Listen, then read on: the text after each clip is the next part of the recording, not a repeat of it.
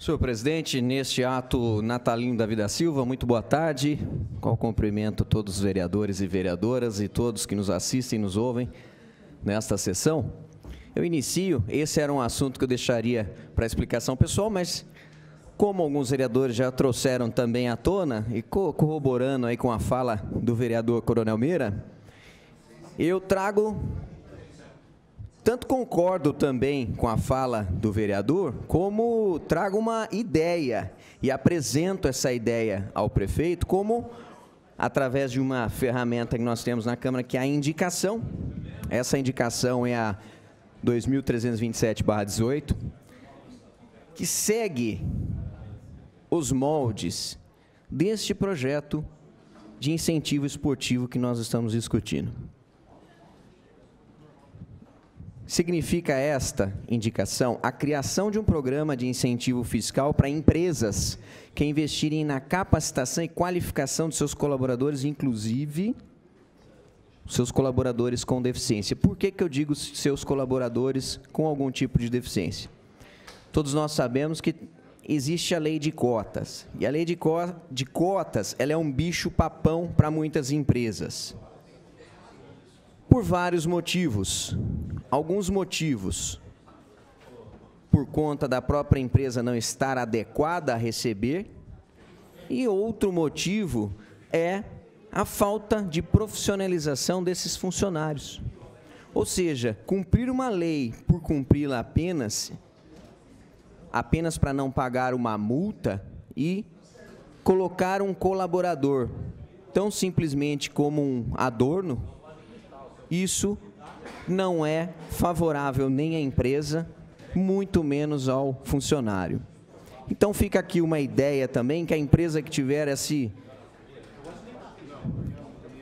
essa atitude de ter internamente, oferecer internamente um curso profissionalizante, ou até mesmo cumprir com um curso externo e bancar esse curso àqueles que precisam, pode vir à prefeitura e então pensar, aí é a prefeitura que vai decidir a porcentagem e qual imposto que pode ser feito aí um programa de incentivo. Passando para o segundo tema, senhor presidente, nós temos já dito também no Jornal da Cidade essa semana, nós temos aí uma casa muito antiga na nossa cidade, que está passando por uma reforma, e essa casa foi doada pela prefeitura a um grupo que está transformando esta casa em um museu para trazer à tona todas as memórias, né, as lembranças, a vida dos militares que já passaram por toda a nossa história. Então eu solicito à TV Câmara que mostre as imagens e as falas dos diretores desse grande projeto. O vereador Fábio Manfrinato, PP, conheceu as futuras instalações do Museu Histórico Militar de Bauru. O prédio, na esquina das ruas Antônio Alves e Bandeirantes, está sendo completamente restaurado para abrigar o acervo que conta a história militar. Nós já estamos na estrada há 10 anos fazendo as exposições militares fora de Bauru, levando o nome da cidade, das personalidades da cidade. E hoje tivemos a grata satisfação de ter esse prédio para nós aqui. Eu queria que você explicasse o que motivou vocês a fundar o museu.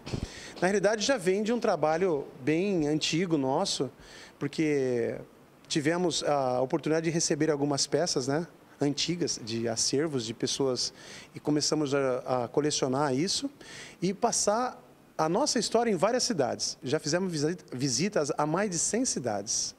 E é uma forma didática e pedagógica, né?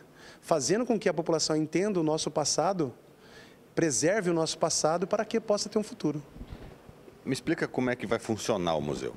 O museu, o nome dele já diz tudo, né? É um Museu Histórico Militar de Bauru. Ou seja, nós vamos trazer momentos históricos da cidade, nós vamos trazer personalidades, fatos marcantes na cidade de Bauru e região, e posteriormente contar um pouquinho da história da Primeira Guerra Mundial, da Revolução de 32, da Segunda Guerra Mundial, Revolução de 64, a nova Constituinte, e aí passa a vir Marinha, Exército, Aeronáutica e Polícia Militar, para que possa a gente contar a história dos nossos heróis, tanto civis quanto militares.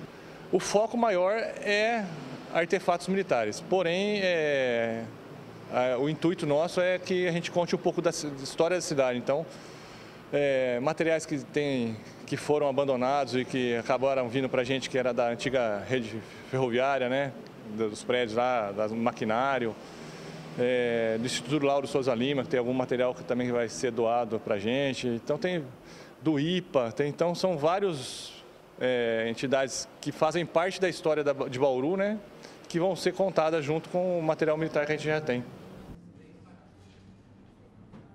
Ou seja, né, uma cultura a mais para a nossa cidade, de extrema importância, que essas pessoas estão trazendo à tona e transformando uma casa que, com certeza, futuramente deve se tornar um patrimônio.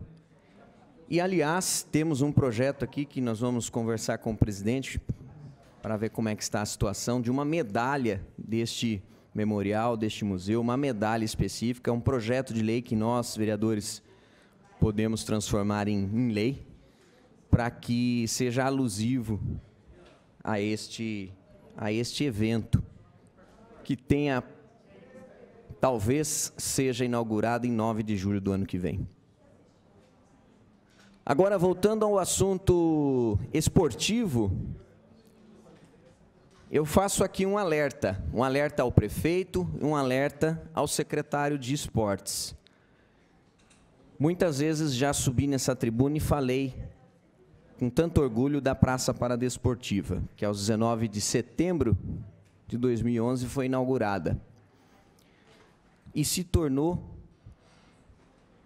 algo único no estado de São Paulo. Um exemplo que virou até tema de uma cartilha da Secretaria Estadual dos Direitos da Pessoa com Deficiência. Nela foram instalados alguns equipamentos, onde em momento algum esse equipamento era por beleza ou por qualquer coisa parecida, e sim por funcionalidade. Por exemplo, uma torneira de toque e temporizador. Muitas pessoas elas têm, sim, dificuldade com torneiras. E após 3 furtos acontecidos na Praça Paradesportiva, onde esse ladrão, em momento algum, pensou, e é claro, o ladrão ele não vai pensar no que ele está fazendo apenas em si próprio. O que ele queria mesmo era levar aquilo que estava ali. Ou seja, o meu medo, e eu quero ir direto ao ponto, o meu medo é que a Praça Paradesportiva ela chegue a um nível aí de alguns campos que a gente vê pela cidade, de alguns distritais que acabaram, porque são anos de inauguração da Praça Paradesportiva e até hoje nenhum tipo de revitalização, nenhum tipo de manutenção mais concreta. E nós precisamos dessas manutenções que sejam rotineiras. Essas manutenções planejadas, elas não se tornam caras. Agora vai ficar mais caro, porque eu queria que a TV Câmara também demonstrasse algumas coisas que aconteceram na praça. Hoje nós contamos com um piso dessa maneira, ou seja, nós precisamos de uma reforma no piso da quadra, da única quadra descoberta. Alguns sinais já de corrosão, vazamentos, alagamento. E o pior de tudo, os sanitários que eram exemplo, hoje eles contam com porta de madeirite, compensado. E é claro, os equipamentos todos destruídos já. Infelizmente, olha, agora a torneira que eu falei a vocês, ela foi substituída. É uma torneira de plástico, ainda está sem a abertura. Ou seja, a prefeitura ela tem que ter um olhar carinhoso por todos os seus espaços públicos, todos. E aqueles que vieram de um projeto onde a Secretaria Estadual entregou perfeito, intacto, mais uma vez eu digo, se houver um planejamento de manutenção, não fica caro manter o padrão daquele espaço. É uma praça onde muitas pessoas fazem uso, nós não podemos contar 100% com o zelo das pessoas. Nós temos que contar, sim, é que o espaço precisa de manutenção. Essa manutenção eu já levei ao conhecimento do prefeito, já levei ao conhecimento do secretário de esportes e tenho fé que ainda este ano, e nós estamos falando ainda em 2018, vereador Natalino, que nós vamos ter uma melhoria naquele espaço. Porque não podemos deixar um espaço daquela grandeza se transformar num espaço abandonado. Não podemos deixar isso acontecer. Muito obrigado, senhor presidente.